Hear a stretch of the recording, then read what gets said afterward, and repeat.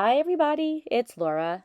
Thank you so much for joining me on my channel. Today I have a layout that I made for a Punched Out Thursday to Die For. In a Punched Out Thursday to Die For, we use our dies and our punches to create scrapbooking layouts. I'm going to be using an older My Creative Scrapbook kit. I had packed it away in my little stash of kits that I always bring when I go on a crop. I find packing for weekend crops to be a little bit stressful sometimes just because I'm so afraid I'm going to forget everything. So I like to bring older kits with me.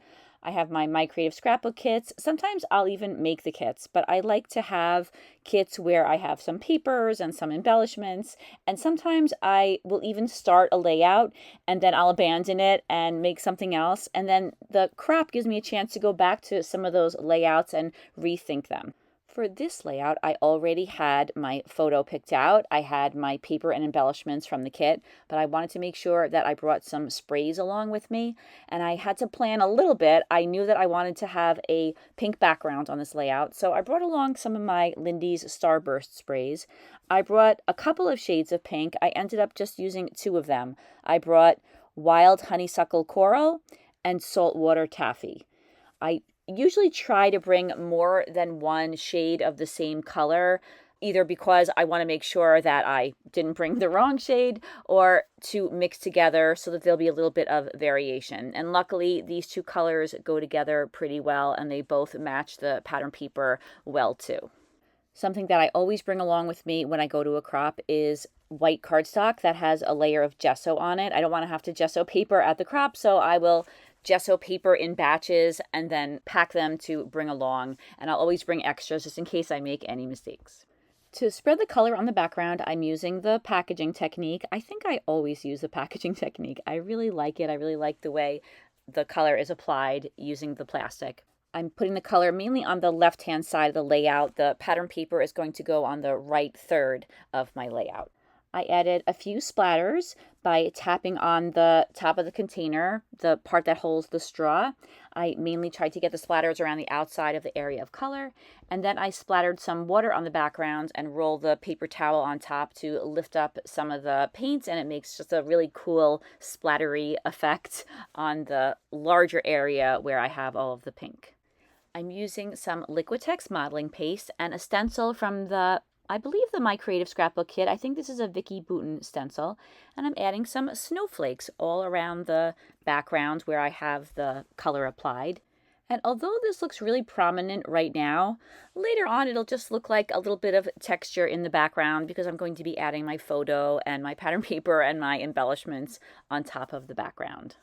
I like to add white splatters. I normally use watered down white acrylic paint, but I happen to have some gesso handy. And of course, when I'm at a crop, I don't always have everything that I'm used to having, so I figured I would try using the gesso, and that worked really well. With a little bit of water added, the gesso was a nice consistency and very easy to splatter. Outside of scrapbooking, I don't feel like I have a lot of glitter in my life. I don't really like glittery things other than when I'm making a scrapbooking layout, and I really wanted to add some glitter to those snowflakes. I decided to take some opal glitter medium. This is made by Master's Choice, and use a paintbrush and kind of approximate where those modeling paste snowflakes were on the background. I was thinking later on I could have just taken the stencil and laid it on top of the snowflakes. Then when I added the glitter medium, I would be sure it would only go on the areas that I had the snowflakes, but I didn't think of that. So I just approximated and it worked out just fine. There was a little bit of sparkle in the background and it looks like I got most of it on the snowflakes. I believe that that's all that I do to the background. Now I'm going to start working on the pattern paper part of the layout. I wanted there to be a darker red strip along the edge of this pattern paper just to provide a little bit of separation visually between the pattern paper and the background. So I used the same piece of pattern paper that I am going to place on the right-hand side of the layout. I turned it over, I ripped a small strip of it, and then I inked it with some Distress Oxide in Candied Apple. And I distressed the edges of both pieces of paper, the little strip and also the larger piece of pattern paper. And you can see here that I'm bending a little bit more just to add a little bit more dimension to that line of paper. even though this layout is definitely not going to be a distressed layout overall, I do like little touches like torn paper and crumpled edges. I just like what that adds to layouts, even when it's a pretty clean layout. So I use my Creative Memories oval cutters. I use my circle cutters all the time, so glad to get some use out of the oval cutters. I cut out my photo, then I cut out a white oval that was a little bit larger, and then I cut out the largest shape. I cut that largest oval out of white paper, and then I use some Distress Oxide in Rustic Wilderness to make it green.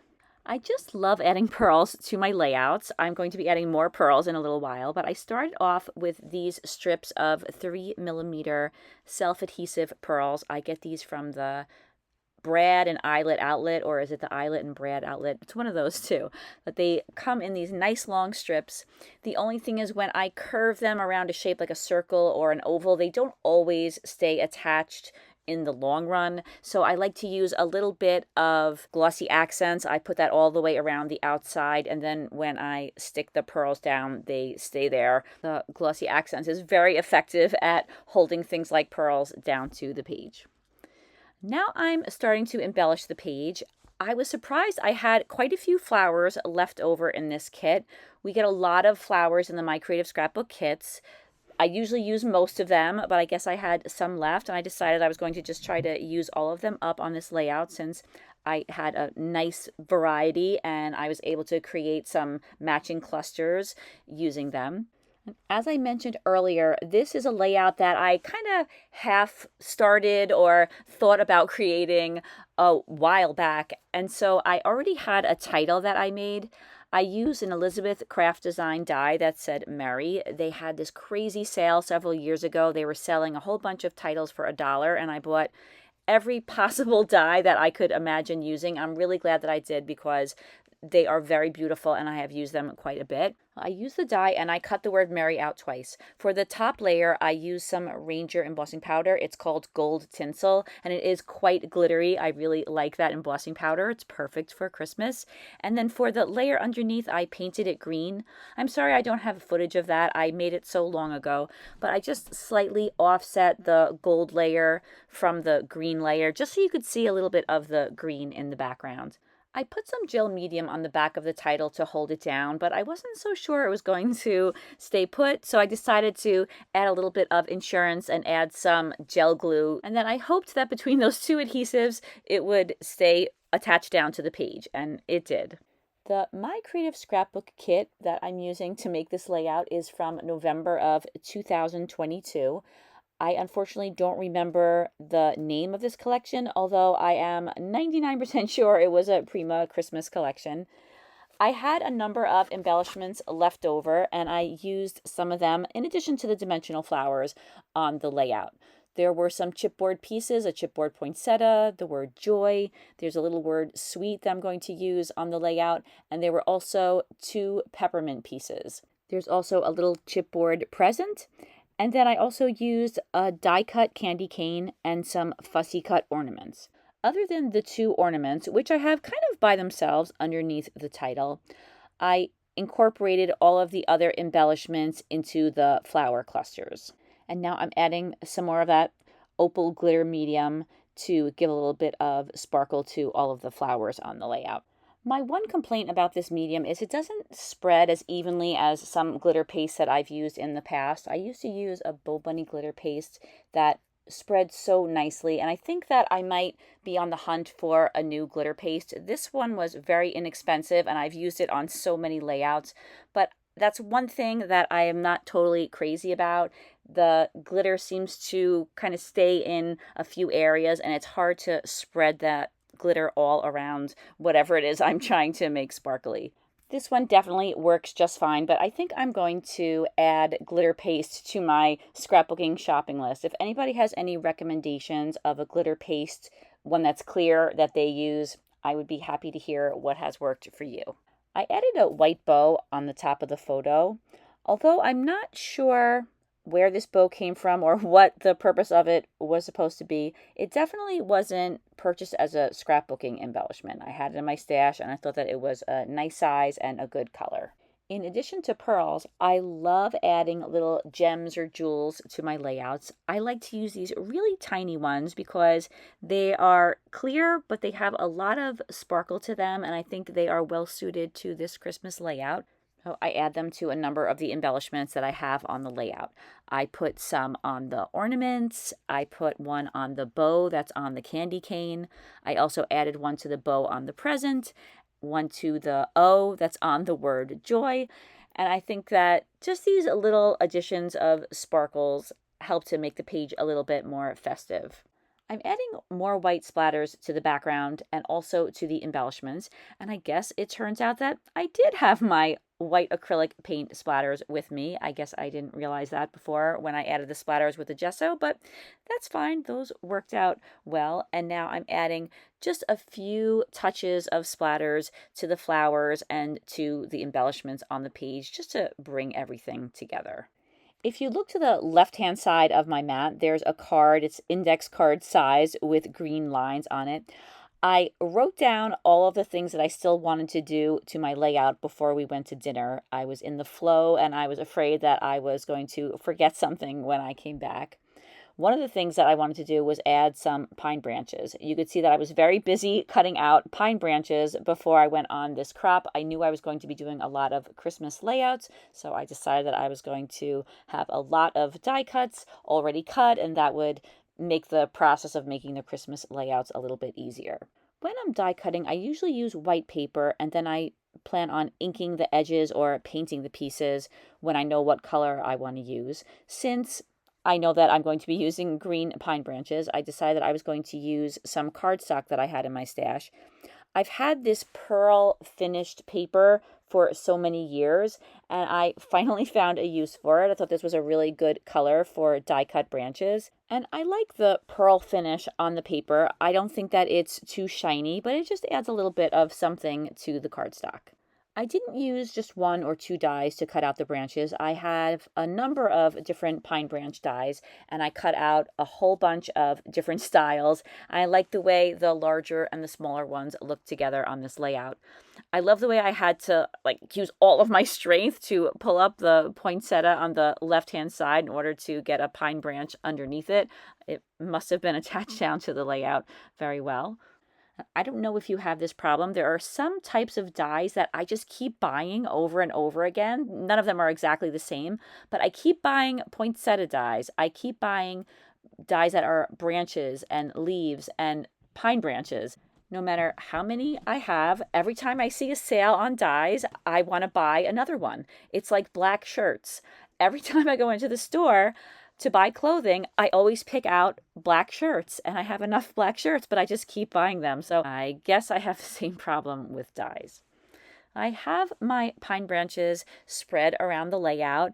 I mainly incorporated them into the clusters that were already there, although I did add a couple of pine branches to the left-hand side of the photo, and I'm using my gel glue and I'm attaching them down to the page.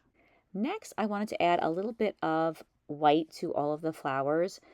I find that adding this highlight of white looks best on light colored flowers, not necessarily the white ones because you really can't see it on the white ones, but the pink ones and yellow flowers.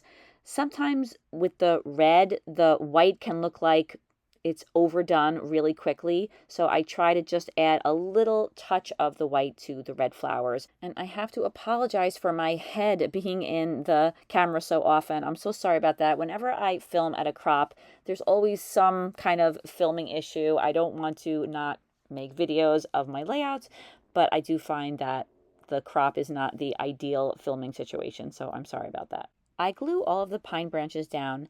I don't think I did it on this layout, but sometimes if I want to make sure that everything is glued down, I'll give the page just a tiny little shake just to see if anything kind of comes loose so that I don't pick up the layout later and have things fall off. I added some bows to the tops of those ornaments. I liked these bows for those ornaments because the bows are rather small and they are made out of a sheer ribbon, and I liked the way that sheer ribbon looked on this Christmas layout. It seemed to match to me. Now that I'm looking at the layout, I'm thinking it might have been nice to have some lines, maybe drawn lines or stitching or even some ribbon going down to the ornaments to make it look like they're hanging. I did not think of doing that when I was making the layout. I'm adding some pearls to the flowers. I am using white pearls on the white flowers and pink pearls on the pink flowers, and of course red pearls on the red flowers. I keep changing the way that I like to add pearls to the layouts. Sometimes I like to use a really large pearl and then just use a couple of other smaller pearls. On this layout, I decided that I wanted to add a lot of pearls that are on the smaller size to all of the flowers, just to kind of mix things up a little bit. And once again, I'm using glossy accents to hold these pearls down. The only problem I have with glossy accents is that it sometimes clogs up the container and it's hard to get it to come out. Now I use a pin and I stick the pin into the top of the container and I leave it in there. That seems to work pretty well. I had bought a special nozzle, one of those glue tops for my glossy accents, but it clogged that up too. So now I think the pin idea is the one that's working the best for me. Sometimes the combination of the metal pin and the glue makes the pin a funny color, but it's still working, so I'm still sticking with it. This is the very last touch I add to the layout, and here are some close-ups. Thank you so much for watching, everybody. Please don't forget to watch the videos of the other Punched Out Thursday to Die For participants. We have Sonia, Ronnie Sue, and Kathy, who all make videos for A Punched Out Thursday to Die For. You can find the links to their channels in the description box. In addition to A Punched Out Thursday to Die For, everybody has other videos that I'm sure you would want to check out, so don't forget to take a look in the description box. Thank you once again so much for watching this video. I really appreciate it. I hope that you enjoyed it, and I hope to see you again soon. Take care, everybody. Bye-bye.